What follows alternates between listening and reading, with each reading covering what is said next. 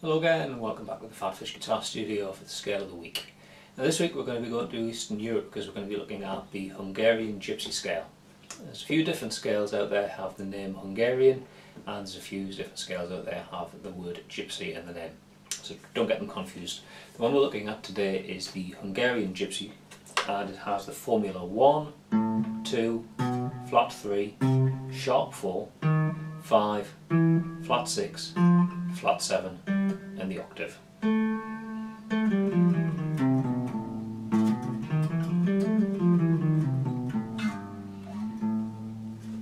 So slightly unusual because of that sharp fourth.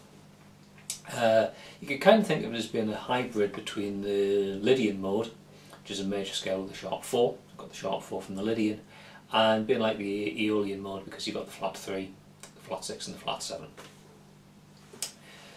As always, let's use PhatPhish to see how that scale maps out over the fingerboard. So here we're looking at the A Hungarian Gypsy, spread across the whole fingerboard here. So to get you started, let's find a scale box using sort of like the 1 finger per fret type of approach. And remember that this is a movable scale box, so wherever that root note lies, that's the scale that you've got. So here the root note is on the A, the 5th note, the 5th fret on the E string, so it's the A Hungarian Gypsy. If you move that scale box around, wherever the root note lands, it's that note's Hungarian Gypsy.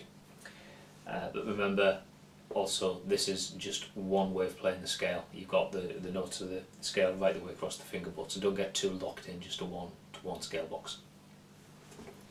And thinking about ways you could use the scale, now looking at the formula, immediately you start to think it's a -7 type of scale. It's got a 1, a flat 3, 5, a flat 7. Those are the notes of the -7 chord, so you might want to think about using this in a -7 context. Good, but also look at that sharp 4. Now it's a bit of a strange note to find in the scale, it's a little bit unusual. So like I say, it's more of a Lydian type of effect, but in a minor scale. But remember that sharp 4, it's equivalent in sound to a flat 5. So you might want to think about this as having a 1, flat 3, flat 5, flat 7, and look at ways you could use this scale over over like a half diminished type of chord. So that's another option for you. As always, just experiment, let your ears guide you, use your knowledge of music theory, your understanding of what notes are in the scale and how they relate to chords, how chords are built up, the formula, and then use that to guide you with some options and experiment, try playing the scale over the chords and see how it sounds. I think it's got quite an interesting sound, it's quite distinctive, the combination of notes and intervals that you've got in here.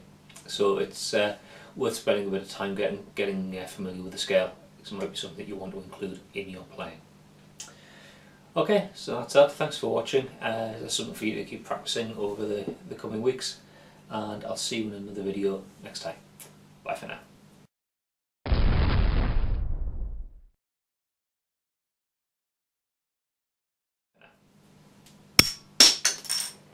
In the